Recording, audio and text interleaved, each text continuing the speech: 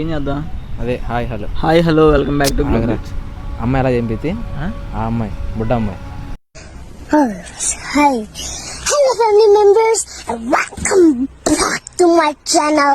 Hi hello welcome back to our channel అని చెప్పేసి sorry hi hello welcome back to global it's. Hi hello welcome back to global it's.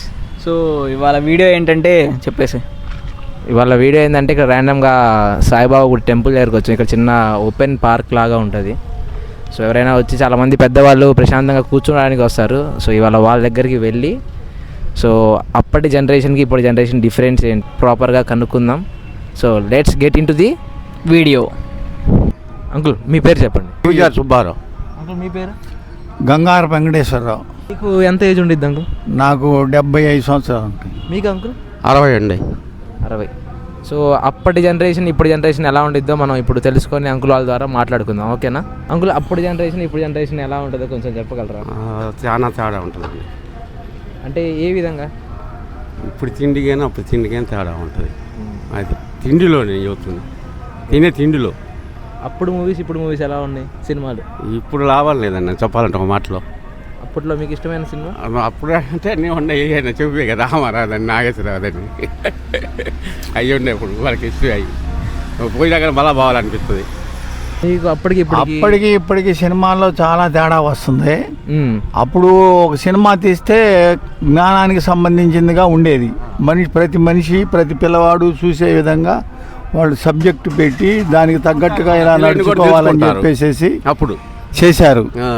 ఇప్పుడు సబ్జెక్టులు సరిలేవు. ఇవాళ సినిమాకి వెళ్ళాలంటే మనుషులకి హార్ట్ అటాకులు, టెన్షన్ ఎక్కువ అవ్వడం, హైడ్రేషన్ గురి అవ్వడం జరుగుతుంది. కాబట్టి ఇప్పుడు సినిమాలో లాభం లేదు. ఇప్పుడు చూసే వ్యవస్థ కూడా సరిలేదు. ఇప్పుడు ఉన్న జ్ఞానం వేరు, అప్పుడు ఉన్న జ్ఞానం వేరు. ఇప్పుడు సమాజం చాలా దౌర్భాగ్యంగా ఉన్నది. కాబట్టి వెనకటి పద్ధతులే సరైనవి. అంకుల్ ఒకవేళ అప్పట్లాగా స్ట్రాంగ్గా ఉండాలి అంటే స్టామినా పరంగా కానీ స్ట్రాంగ్గా ఉండాలి అంటే ఏం తింటే బెటర్, ఏది తగ్గించుకుంటే మంచిది? అప్పట్లాగా ఉండాలంటే ముఖ్యంగా మనం వాడే నూనె సాధ్యమంత వరకు మానేస్తాం మంచిది. ఎక్కువగా కూరగాయ ధాన్యాలు, ఎక్కువగా మన ఈ కెమికల్స్ వాడని ఎరువులతో వాడిన పదార్థాలు, సన్న బియ్యం, ఎక్కువగా ప్రోటీన్స్ ఉన్న బియ్యం, ప్రోటీన్స్ ఉన్న ఆహారాలు ఎక్కువగా తీసుకుంటే ఊబకాయం ముందర మెయిన్ మనిషిని ఊబకాయం కొంగతీస్తుంది. ఇవాళ హార్ట్ ట్రబుల్ ముఖ్య కారణం ఊబకాయం. కాబట్టి ఇప్పుడున్న బహిరంగ మార్కెట్లో అమ్మే పదార్థాలు చాలా వరకు ఆపుకొని నూనెకి సంబంధించిన ఐటమ్స్ అన్నీ తగ్గించుకొని తినవలసిందిగా కోరుతున్నాను. అంటే అప్పట్లో మీరేం తిన్నారు, ఇప్పుడేం తిన్నారు? అంటే తిన్నప్పుడు మనం సొద్దబో జొన్నబో తిన్నాం, కొర్రబో తిన్నాం, ఉరికిబో తిన్నాం. ఇప్పుడు తిండే ఆహారం మంచిది కాదు. అది మీరు అంకుల్ ఇప్పుడు మీ అందరం మీ మనవల్ల స్టేజ్లో ఉన్నాం కాబట్టి మా అందరికి ఏమైనా మెసేజ్ ఇవ్వాలనుకుంటే మీరేం చెప్పాలనుకుంటున్నారు? ఇప్పుడు ఉన్న కుర్రకారు సాధ్యమంత వరకు ఆలోచన పరంగా ఆలోచించాలని నేను కోరుకుంటున్నాను. ఎందుకంటే ప్రతి మనిషి ఇప్పుడున్న జనరల్ నాలెడ్జీగా అలవాటైపోతున్నారు. అది సక్రమైనది కాదని నా ఉద్దేశం. ప్రతి మనిషి మానవత్వంగా ఆలోచించాలి. ప్రతి మనిషి పక్క మనిషికి సహాయం చేయాలని, సక్రమైన ఆహారం తీసుకోవాలని ప్రతి కుర్రవాడికి తెలియజేస్తున్నాను. ఫాస్ట్ ఫుడ్కి అలవాటు కాకుండా జాగ్రత్తగా సక్రమైన మార్గంలో ప్రోటీన్స్ ఉన్న ఆహారాలు తీసుకుంటూ స్టెమినార్ని పెంచుకుంటూ పక్కన వాడికి కూడా తెలియజేయాలి ఈ విషయం. ఏ ఆహారం తీసుకోవాలి, ఎలా తినాలి, ఎలా ఉండాలి, సక్రమైన స్నేహం చేయాలి, సక్రంగా బతకాలి. మనం 100 ఏళ్ళ ఆయుష్ బతకాలంటే మనం ముందరగానే జ్ఞానవంతులై ఉండాలి. అది ఎవరన్నా మంచి మనిషి చెప్పినప్పుడు మనం వినాలి. ఎందుకంటే వాళ్ళకి తెలియదు, చిన్నపిల్లలకి తెలియదు. ఇప్పుడు వచ్చిన 20 సంవత్సరాల కుర్రకారికి కూడా తెలియదు. ఎక్కువగా మద్యానికి బానిస అయిపోతున్నారు. అది మరీ దుర్భరంగా ఉంది. ఆ మందు తాగడం సెంటర్లో కుర్రకారు, మరీ చిన్న పిల్లలు కూడా పడిపోయి అక్కడే ఇదైపోతున్నారు. రేపు భవిష్యత్తులో వాళ్ళు దేశానికి ఏం చేయలేరు. నష్టం తప్పితే వాళ్ళ మూలాన ఉపయోగం లేదు. కాబట్టి ప్రతి కుర్రగారు ఆలోచించాల్సిన విషయం ఏంటంటే మద్యపానానికి సాధ్యమంతవరకు ఒక 40 సంవత్సరాల వరకు మద్యపానం అసలు తాగకూడదు. దాని జోలికే రాకూడదు. ఎందుకనంటే అది చాలా వరకు దేశానికి నష్టం. ఎందుకనంటే వాళ్ళకి వీర్యకణాలు పెరగవు. రేపు వాళ్ళు భవిష్యత్తులో పిల్లల్ని కనలేరు.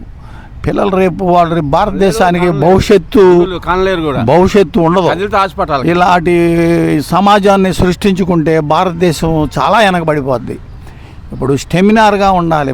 దేశానికి ఉపయోగపడే మహిళలు కానీ కుర్రకారు కానీ అందరూ ఆలోచితంగా ఆలోచించుకొని మంచిమైన సక్రమైన పద్ధతుల్లో పెరగాలని నేను ఆశిస్తున్నాను. కరెక్టే. ఇప్పుడు ఫోన్లు వచ్చినాయి ఎక్కువగా, సెల్ ఫోన్స్. వీటి మూలాన ఎక్కువ భాగం నేను నష్టమే జరుగుతుందని నా ఉద్దేశం. కారణం ఏంటంటే దాన్ని నష్టానికే ఉపయోగిస్తున్నారు కానీ మంచి పని చేయడానికి ఎవరు ఉపయోగించట్లేదు. ఫోన్ మూలాన మంచి లాభాలు ఉన్నాయి, ఎక్కువగా దీన్ని నష్టానికే ఉపయోగిస్తున్నారు. ఇప్పుడు సమాజం ఎక్కువగా 3 మంది నష్టానికి ఉపయోగించుకుంటున్నారు, 1 మందే దాన్ని సద్వినియోగం చేసుకుంటున్నారు ఈ సెల్ ఫోన్లని. కారణం ఏంటంటే ఇవాళ సమాజం మారిపోయింది. వెనకటి పద్ధతిలో మనం బయటికి రావాలన్నా స్వతంత్రంగా మాట్లాడుకొని స్నేహభావం పెరిగేది. ఇప్పుడు ఈ ఫోన్లు వచ్చిన తర్వాత స్నేహభావం లేదు, ముఖ్యంగా స్నేహభావం లేదు. ఉద్రేకంగా తయారవుతున్నారు, ఉద్రేకంగా మాట్లాడుకుంటున్నారు. ఎట్లా బ్యాంకుల్లో డబ్బులు స్మగ్లింగ్ చేయటం కానీ ఇట్లాంటి చాలా ప్రాబల్యం. ఇదివరకు అది లేదు, ఆ సమస్య అనేది రాలేదు. ఇవాళ ఈ టెక్నాలజీ వచ్చిన తర్వాత ప్రతి మనిషి భయపడాల్సి వస్తుంది. పిల్లల్ని బడికి పంపించాలన్నా, ఇవాళ ఆడపిల్లలు చదువుకోవాలంటే ఈ ఫోన్ల మూలాన చాలా ఇబ్బంది పడుతున్నారు. ఎందుకనంటే ఈ ఫోన్లు చేసుకోవడం, ఆడవాళ్ళు బయట కలుసుకోవడం, ఏదో ఒక ఆడపిల్లకి నష్టం చేయటం జరుగుతుంది ఎక్కువగా.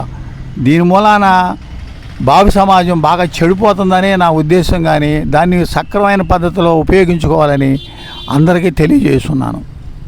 అంకుల్, ఇదిగో ఈ జనరేషన్లో లవ్ ఇవన్నీ ఉంటున్నాయి కదా, వీటి మీద మీ ఒపీనియన్? లవ్ అనేది సహజం. అది వయసును బట్టి లవ్ అనేది ఎవరికైనా ప్రేమ అనేది పుట్టిద్ది, అది సహజం. దాన్ని సాధ్యమంత వరకు కుర్రవాళ్ళు తెలుసుకొని అవతల అమ్మాయి కూడా మనస్తత్వానికి అనుకూలంగా ఉంటేనే ఆ అమ్మాయిని పలకరించాలి. కానీ అనుకూలంగా లేనప్పుడు ఆ అమ్మాయి జోలికి వెళ్ళకూడదు. ఆ అమ్మాయి మనకి విరుద్ధంగా మాట్లాడినప్పుడు ఆ అమ్మాయితో సాధ్యమంత వరకు చెల్లెల స్వభావంతో చూడాలే. కానీ ఆ యొక్క కామమైన ప్రవృత్తితో, కామం మనకి 18 సంవత్సరాల నుంచి 25 సంవత్సరాల దాకా కామం అనే ప్రవృత్తి ప్రతి మనిషిలోనూ, ప్రతి బాలుల్లోనూ, ప్రతి మనిషిలోనూ ఉంటుంది. ఆ స్వభావం ఆ వయసు అప్పుడే కలుగుతూ ఉంటుంది, ఆ వయసు దాటిన తర్వాత ఉండదు పెద్దగా. అందుకని ఆ భావంలో చూడకుండా ప్రతి మనిషిని దైవంతో సమానంగా చూస్తూ ప్రతి ఆడబిడ్డని మన సొంత చెల్లెల్లాగానో మన అమ్మలాగానో చూడాలి. ఆ అమ్మాయి మనల్ని ప్రేరేపిస్తున్నప్పుడు ఆ అమ్మాయి ఉద్దేశం పూర్తిగా తెలుసుకొని ఆ అమ్మాయితో స్నేహం చేసి లవ్ చేయాలే. కానీ ఆ అమ్మాయిని బలవంతంగా మనం ప్రేరేపించకూడదు. ర్యాగింగ్ అనే పేరుతో ఆ అమ్మాయిని ర్యాగింగ్ చేయటం అది చాలా తప్పు. అది మానవ సమాజానికే విరుద్ధం. సాధ్యమంత వరకు ఆ అమ్మాయిని సేవ్ చేయడానికే మనం కుర్రకారు ప్రయత్నించాలని నేను కోరుతున్నాను. థ్యాంక్ యూ అంకుల్, ఎంత ఇన్ఫర్మేషన్ ఇచ్చినందుకు థ్యాంక్ యూ సో మచ్. ఇది మేము అప్లోడ్ చేసుకుంటాం యూట్యూబ్లో, పర్లేదు కదా? ఏం పర్లేదు. Okay uncle, thank you uncle. Like, share, subscribe చేయండి. For more videos do like, share, subscribe.